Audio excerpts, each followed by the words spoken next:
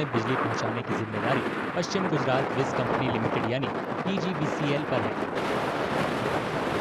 Company के कर्मचारी सौराष्ट्र कच्छ के गांवों में बिजली बहाल करने के लिए चौबीसों घंटे काम कर रहे हैं। पिछले हफ्ते भारी बारिश के बाद कई गांवों में बिजली गुल हो गई थी।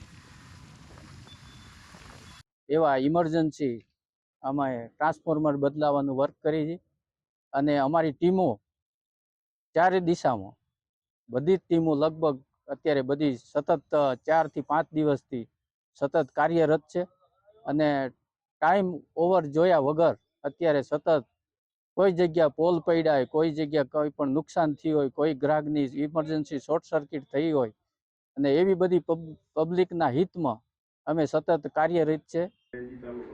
पीजीवीसीएल अधिकारियों के मुताबिक भुज, देवभूमि द्वारका और जामनगर जिलों में काफी नुकसान हुआ है। वहां सबसे ज्यादा बारिश हुई थी।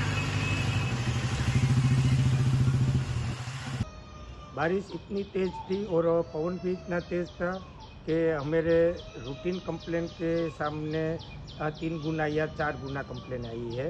वो सभी को हमने आज कंप्लीट रिस्टोर करके सभी का प्रॉब्लम सॉल्व कर दिया है और अभी सभी जगह पावर सप्लाई कंटिन्यू हो गया। हमारा फोकस है जामनगर डिस्ट्रिक्ट, देवभूमि द्वारका और मेनली भुज है।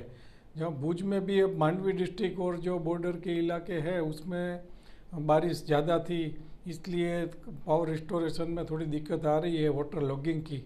लेकिन बारिश कम होने की वजह से और पानी उतरने की वजह से आज और रिस्टोरेशन का काम पूरी तरह से चालू है और महदअंश विलेजेस में भी अब पावर रिस्टोर होने लगा है।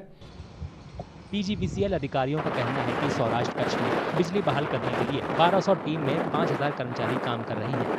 ये टीम 3 शिफ्ट में 24 घंटे काम कर रही है।